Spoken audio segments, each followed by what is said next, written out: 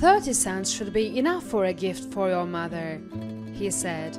And I have work tomorrow, so just handle the funeral by yourself. The day before my mother's funeral, that's what my husband told me. What is he even saying? His words stirred a dark emotion deep within me. If it were acceptable, I'd punch him right now. Absolutely unforgivable. Well, then your thing is also worthy 30 cents, I retorted. I decided to exact the worst revenge possible on my husband. My name is Katie. I'm 28 years old. A year ago, I married James, who is the same age as me. Both of us were office workers, but at different companies. I met my husband a year ago at a dinner party hosted by a colleague of mine. Having no experience with men, I was hesitant to go at first and initially declined.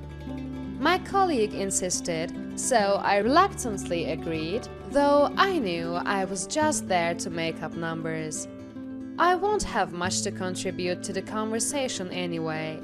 I'll just get through it and go home. On the day of the dinner party, I was thinking this all the way on the train to the venue.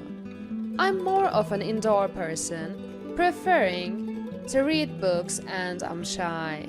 As a result, I don't have many friends of the same sex, let alone male friends. So, with these anxious thoughts, the dinner party began. Sitting quietly at the edge, sipping my drink, someone said to me, "It's no fun drinking alone, isn't it?" That was James. The most handsome and outgoing of the group. I couldn't understand why he was so eager to talk to me, especially with more attractive and vivacious women around. Initially, I thought him frivolous and was wary, but I found myself warming up to him as the conversation flowed. As the party was wrapping up, he asked, "Hey, can we exchange contact information?" Confused but flattered, I agreed, and we went our separate ways. The next day, I got a message from him. "I'd like to see you alone next time." Seeing that message, I wondered if I was dreaming. Never having been asked out by a man before, I half suspected it was a joke. "Really? Then yes, let's meet." Elated by James's invitation, I accepted. A week later, I went out to dinner with James. After several dates, he confessed his feelings. Having never had a boyfriend, I was overjoyed at my first ever confession, practically jumping for joy. Of course, I'd be happy too. I went home and told my mother about my new boyfriend, her gaze drifting to my father's portrait. He had passed away about 10 years ago. Seeing my mother, who had raised me alone since then, smiling at my father's photo as she reported the news, I was so happy I cried. James, who had lost his parents when he was young, understood my pain of not having a father. Several months into our relationship, James proposed to me. "I'm so happy, but I need to think about it because of Mom." I was truly delighted, but I asked for time to think about his proposal. A month into our relationship, we discovered that my mother had terminal colon cancer and only 6 months to live. I had told James about it, that she might pass away soon. I definitely wanted to marry him, but I also wanted to spend as much time as possible with my mother, and my heart was torn. Seeing my dilemma, James said firmly, "I want to help with your mother's care. More than anything, I want her to see you in a wedding dress while she's still here." Overwhelmed by his words, I broke down in tears. To marry someone who cared so much about me was a true blessing. "I'm so happy. Thank you. I'd be honored."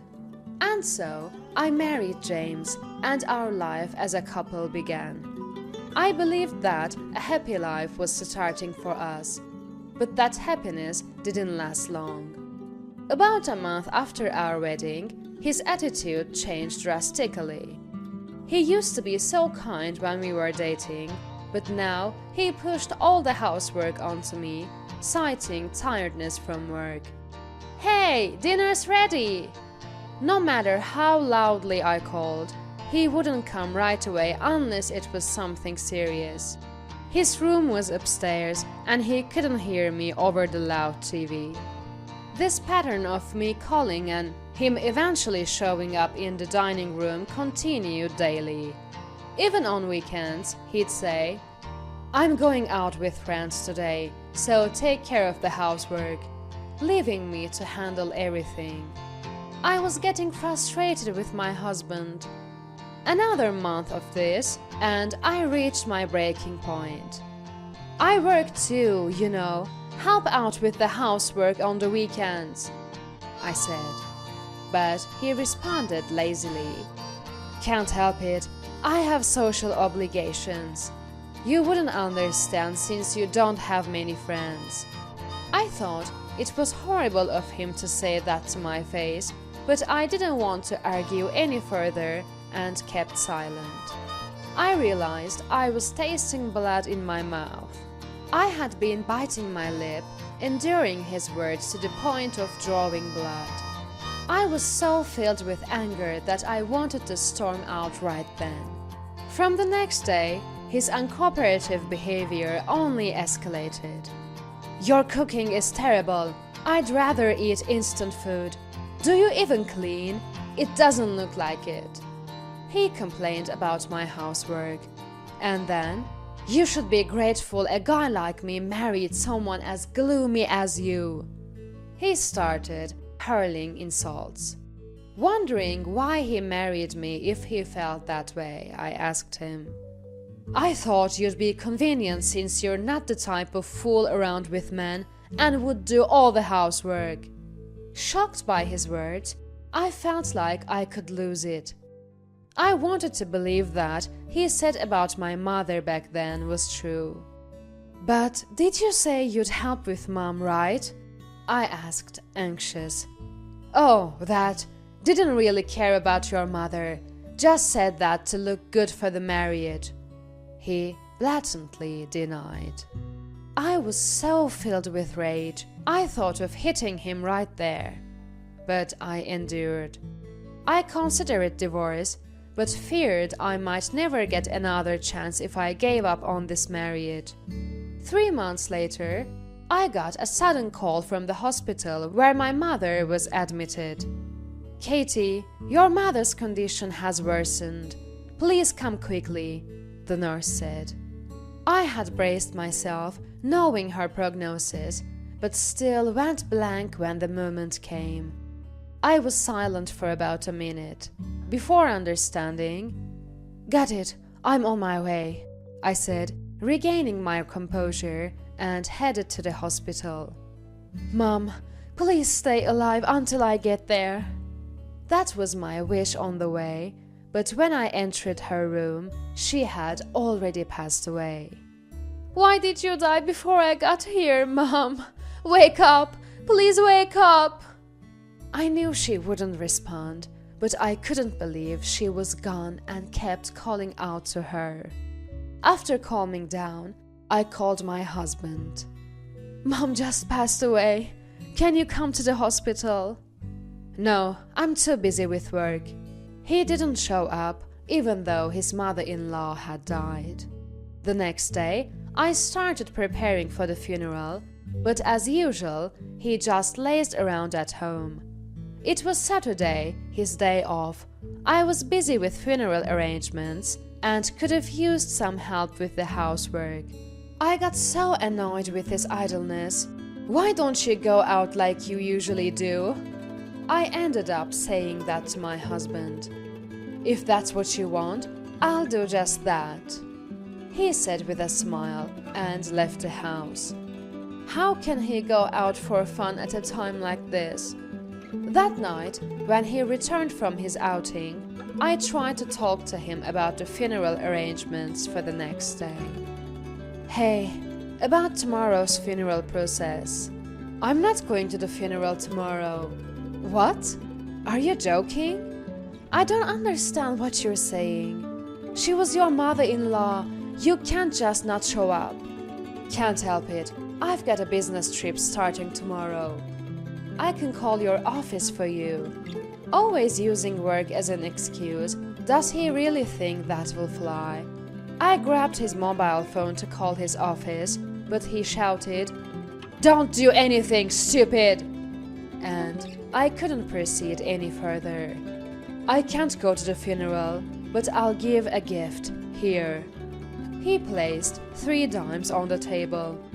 What kind of joke is this at a time like this? I never owed your mother anything. That's more than enough. This man is unbelievable. I've never felt such anger towards him before. I wanted to hit him right there. As expected, he didn't show up at the funeral the next day. The funeral went smoothly, and I was able to send my mother off peacefully. 3 days later, I went out for lunch with Sarah, a friend who attended the funeral. It was nice to have a leisurely lunch with Sarah after so long, and we enjoyed our conversation. As we were about to leave, Sarah said something.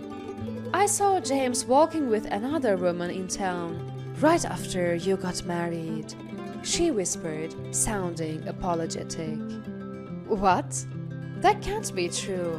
Maybe you're mistaken. I brushed it off at the time, but remembering my husband's frivolous nature, I wondered if it could be true. 2 days later, I snooped through his phone while he was in the bath. Luckily, he didn't set a passcode, probably never thinking I'd pry. He probably didn't expect me to look into his mobile phone and was caught off guard. I'll see with my own eyes whether my husband is really cheating. The messages were clear evidence of an affair. I want to see you right now. I prefer you over such a plain woman. In the photo folder, there were many pictures of them together, likely taken weekly. Sarah was right. He was cheating. I also checked the calendar and found plans for a trip with his mistress. Wait, this date is the day of Mom's funeral. He lied about going on a business trip on the day of my mother's funeral, but he was actually on a trip with his mistress. I was so angry I almost smashed his phone. But I needed the evidence, so I copied the photos and messages to my phone. After replacing his phone, I reviewed the copied messages. From that email, I also learned the name of the person he was having an affair with. Apparently, she's a junior colleague who works at the same company as my husband. He didn't show his face when my mother died, claiming work, but he was doing this. Unforgivable. The next day, I took the evidence to a lawyer's office, seeking advice and representation for a divorce. I was determined to make him pay. That's what I decided. That night, he said, "In a month, there's my boss's wedding. Prepare a gift. He wants you to come too, so keep that day free." Okay, a month later, got it. I agreed to attend the wedding, but of course, that was out of the question. I had no grudge against my husband's company president, but I had no intention of going to the wedding. I decided to cancel at the last minute, just like he did, to inconvenience him. During that month, I began to take steps for my revenge. First, I consulted my husband about a dress to wear on the day to gain his trust. Hey, I can't be underdressed when meeting your boss, right? I don't really have a good party dress. Shall we go look for one? So, I persuaded him to go dress shopping with me. For the boss's wedding, he was quite keen and bought me a beautiful party dress. He never buys me nice clothes like this usually. What a self-serving creature he is. I momentarily showed my disdain, but then said, "Thank you, I'm looking forward to wearing this at the wedding." I emphasized my excitement for the wedding day, so he wouldn't suspect anything. Next was the wedding gift he asked me to prepare. It looked lavish, but it was only worth 30 cents inside. He would never check it anyway. And a month later, then, the day before the wedding arrived. "I'm sorry, I have work tomorrow and I can't make it to the wedding." Of course, that was a complete lie. "What are you saying at the last minute? Just take a day off. And what about that dress I bought you? You said you were looking forward to wearing it." He was furious. "I'm just doing the same thing you did, but it can't be helped. You also prioritize work when it's really important, right? Like when you skipped my mom's funeral." He was annoyed but didn't say anything more. On the morning of the wedding, I handed him the gift. "Here is the gift for the wedding," I said and handed it to my husband. "All right, I'm off then." Still in a bad mood from yesterday, he left for the wedding. I couldn't stop laughing. I had filled the gift with only 30 cents, just like he did for my mother. He had made a mockery of my mother's funeral and went on an affair trip instead of attending. And yet he expected a proper gift for his boss's wedding. That night, when he returned, he immediately started yelling at me. "What kind of joke is this? You've made me look like a fool." "What joke? What are you talking about?" I feigned ignorance as he raged at me. "The president called me on the way home. The gift only had children's toys in it. I was in a panic." "Well, you only gave 30 cents for my mom's funeral. You said that was enough since you didn't owe her anything. I didn't owe your boss anything, so I thought it was fine." I had just returned the favor he did to my mother. "What kind of attitude is that? I owe my boss for employing me, and I'm grateful. I never thought you could be so lacking in common sense. I can't live with someone who can't even support her husband. Let's get a divorce." I didn't miss him mentioning divorce. "Divorce? Fine by me. I don't need a man who skips his mother-in-law's funeral for an affair." I confronted him. As soon as I brought up the affair, he became visibly agitated. "It's not like that. I really had work that time." He struggled to find words, desperately making excuses. "If you think you'll get through it easily, you're wrong." "What? Did you think I didn't know? Then how do you explain this? You two look really close, and these emails too."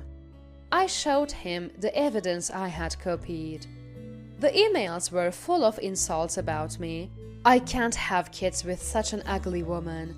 I feel sorry for any child born from her. Can't wait for the weekend. I just tell her I'm going out with friends and she doesn't say anything." There were things written there that made fun of me. I read these out loud and asked, "Still going to pretend you didn't know?" Seeing the emails, photos and schedules I had copied, my husband couldn't respond to my questions. "You once said I was just a convenient woman for you, remember? Even then, I didn't want a divorce and tolerated it because I was blinded by marriage.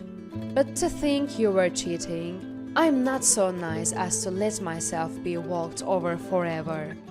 I became emotional, raising my voice as I recalled what he had said to me before. Despite everything, my husband remained silent, not answering any of my questions. "If you have nothing to say, it means you admit it, right? And you said we should get a divorce earlier, right? Then sign these divorce papers. By the way, I've already consulted a lawyer about your affair and will be seeking compensation from you and your mistress." To that, he readily admitted to the affair. "Fine. How much?" "You'll pay $30,000 and she will pay $10,000. I told him the amounts. He was shocked by the $30,000, but ultimately agreed to pay it, though he asked to make payments over time. "Fine, but if you miss a payment, you'll have to pay the remaining amount in full by any means necessary." I added that condition to his request for installment payments. "All right, I agreed to those terms. I'll definitely pay." We both agreed to the terms, and it seemed like things were settled for the moment. "Call your mistress. I know her name, workplace, and age, but I don't know her address." "I can't give you her address." He still tried to protect his mistress. Still defending her? "Just call her now," I demanded, and he hurriedly called her. "Hey, it's me. Someone wants to talk to you." I took the phone, trying to stay calm and ruthless. "Hello, this is James' wife, Katie. Thanks for always taking care of my husband. I need to confirm something and asked him to hand you the phone." As soon as I said that, she realized her affair was discovered. "I'm so sorry. I knew it was wrong, but I couldn't stop." She began apologizing, sounding tearful. "No need for apologies. You must have had a great time. I just need your address to send the compensation bill." Ignoring her apology, I demanded her address for the compensation claim. The next day, I sent the claim to the address obtained through a lawyer. 2 days later, as I was packing my things to leave his house, he apologized. "I'm really sorry. I've been reflecting." It's too late for apologies now. The humiliation I suffered from you will never heal, and I will never forgive you. Enjoy your life with her. With that, I left the house. Riding the train back to my parents' home, tears streamed down. It was a short marriage of only half a year, but I was glad to get away from such a man. His panicked face when I confronted him was priceless. Thinking this, I headed back to my empty family home. A month later, back at my parents' home, I was living comfortably without any more demeaning commands. Then, my ex-husband called. I didn't have anything special to do, so I answered the phone wondering what was going on. "Hello, what's up?" "I got fired for the affair. I can't pay this month's compensation." He was asking for a delay in payment. "That's not my problem. Find a way to pay by the deadline." "But I have no one to turn to." How pathetic. Even his mistress had paid her part immediately in full. Ask the woman you had an affair with to cover it. "We broke up right after, and now she's out of contact." Hearing his words, I burst out laughing. He got what he deserved for disrespecting my mother and going on an affair trip instead of attending her funeral. "That's great to hear." I couldn't help but let my emotions show as I said this to my ex-husband and hung up. In the end, he never missed a payment, not that month or in the months after. He probably hoped for my sympathy to save his money. My first marriage was ruined by an awful man, but 2 years after leaving him, I found a boyfriend. After 2 years of dating, we're getting married next month. Unlike my ex-husband, he is genuinely sincere and very kind to me. I did worry that he might change after marriage and stop doing household chores like my ex did. A year into our relationship, I started living together with my current boyfriend, George. It felt a bit like testing him, but his kindness didn't change after moving in together, and he actively did household chores without me saying anything. On our days off, we always went out on dates together. Will you keep going out with me and being kind to me after we're married? Of course, he said with a smile in response to my question. Seeing him, I felt that I could be happy with him. There may be tough times ahead, but I hope that our marriage will bring more happiness than hardship.